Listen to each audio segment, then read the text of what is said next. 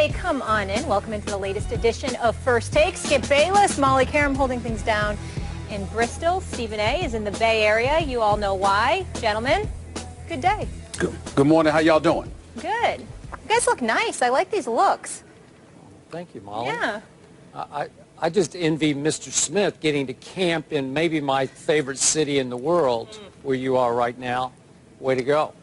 Yeah, it's your favorite city in the world, not mine. If I had to pick a spot to be in California, trust me, it would be southern. It wouldn't be northern. Really? Okay. Oh, yes. All of California. You know, I must admit, I do love Southern California. Yeah, I'm Really? sure you do. Really? Oh, okay. Very interesting, Stephen A. Let's work. Well, you know I do. You know I do. Okay, let's get into it, guys. And we start with the King. LeBron asked yesterday about being the underdog against the Warriors. Here's what he had to say. Take a listen. Not my concern.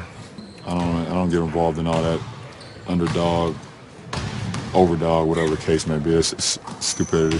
One thing for me is just how well I can get my team prepared mentally and physically to go out for battle, because it's going to be a tough test for us, and we know that. We're better built to start the finals than we were last year. It doesn't matter who it's against. I mean, that's not a headline. That's obvious. All right, Skip, break it down for us. What's LeBron really trying to say here? Stephen A. Smith, here's my 2 cents.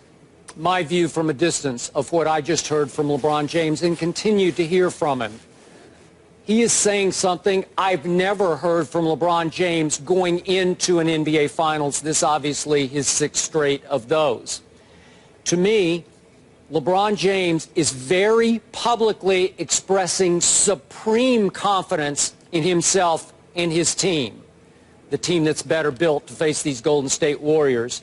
And he's doing so at the risk, maybe the extreme risk, of offending and motivating said Golden State Warriors, which just my 2 cents, I don't think that's very smart. You may disagree, but let me elaborate.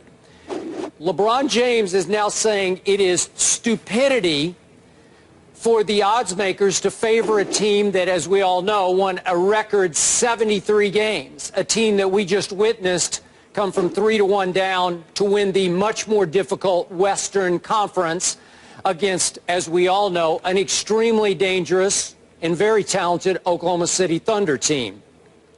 And we're talking about a team that clearly has the back-to-back MVP, the first ever unanimous MVP, and finally, a team that does have, for what it's worth, home court advantage in the NBA Finals. All those things, he's saying it's stupid to favor that team.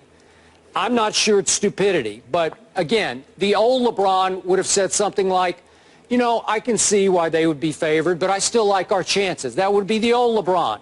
But the new LeBron is in full-on attack mode at Golden State.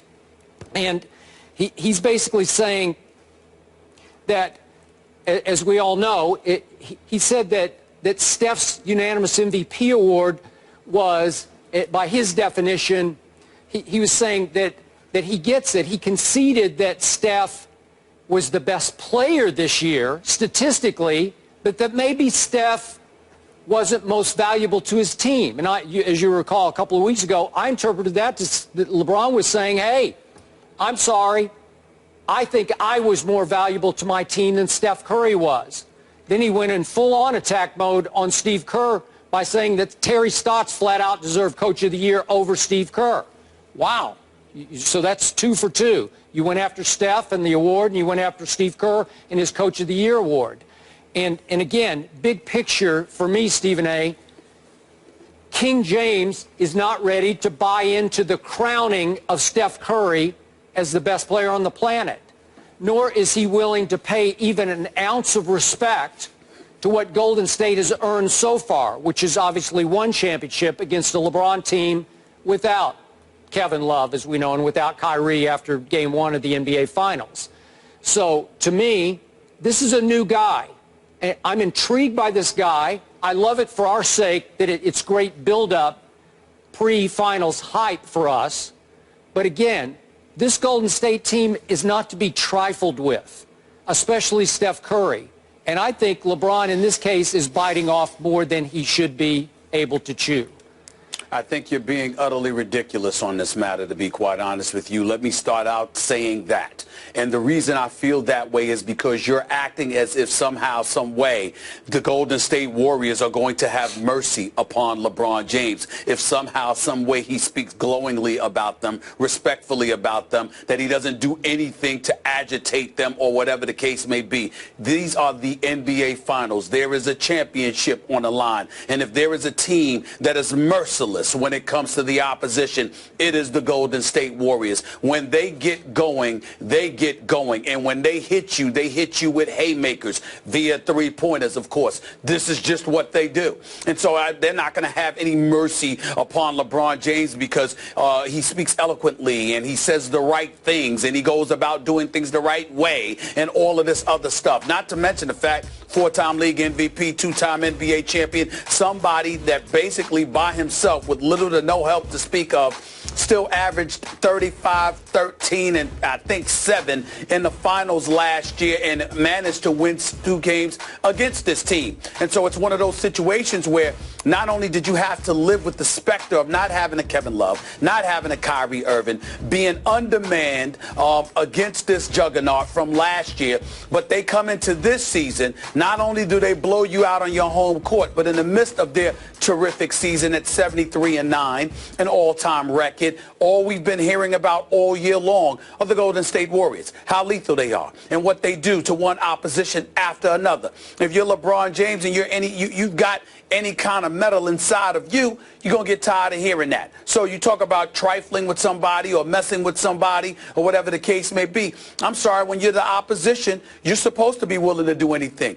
If you're as great as LeBron James has been, you're certainly supposed to display something that says you ain't backing down to a damn soul. They're coming, well, here you come too. Let's get it on. That's what it's all about. I know you said you like that, and I respect that part, but at the same time, it's like this notion that we've got to worry about what we say about people or whatever the case may be. I think that's applicable to coaches when it comes to talking about opposing players because, again, you don't have to go on the court and play against them. So if you're, for example, like Jeff Van Gundy back in his days when he was coaching the Knicks, to mess with Michael Jordan, well, then that's a little bit different because you're not on the court to do anything about it. But if you are a player, particularly a superstar elite player, the likes of LeBron James, and you want to talk, well, you talk away. You talk all you want to talk because you're the one that's going to be on the court in a position to back it up as opposed to hoping that somebody else does it for you. So I really don't have any problem with it. It doesn't bother me at all. I like it. It makes me elevate my level of confidence in LeBron James. Maybe not to the point where I'm going to pick them. I haven't decided that yet. We'll find out tomorrow. But nevertheless, it's one of those situations where I want to see this from champions. And I want to see this from championship contenders. I say it all the time, quoting my man, the nature boy, Ric Flair. To be the man, you've got to beat the man. Golden State, they're the men right now. Cleveland is coming. I have no problem with it whatsoever. I welcome it. That kind of banter and chatter, whatever the case. And in terms of talking, saying this stupidity, in terms of prognosticators, well, he's supposed to feel that way. But obviously, it's a very, very big deal because prognosticating is a multi-billion-dollar industry that is gambling, okay? And so then you have, whether it's literally gambling, it's fantasy football and basketball, it's a host of other different things. The bottom line is it's a moneymaker. He needs to get over that, but I don't blame him for feeling the way that he feels, just like I don't blame any other player for feeling the way that they feel because we're not the ones that have to go out there and perform. They are. And if you're predicting somebody's going to lose, and somebody's not the favorite and somebody can't win and I'm the guy that's got to go out there and perform and you're predicting that I'm going to lose, I got a problem with you too. I'd call you an idiot myself, meaning any of us, not you, but any of us. Okay. I think you're misapplying the Ric Flair line here. To be the man, you have to beat the man. LeBron is saying they ain't the man.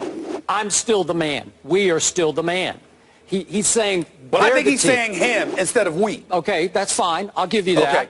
Okay, but my point to you is, my question to you, do you think Golden State deserves to be favored, even by a little here? Yes. I mean, anybody in their right basketball mind would say, yeah, Golden State deserves to be favored by whatever. what are they, a 5.5-point favorite tomorrow night in Game 1, whatever it is for the series. Okay, you could say they're almost a prohibitive favorite in the eyes of many, including BPI, but whatever.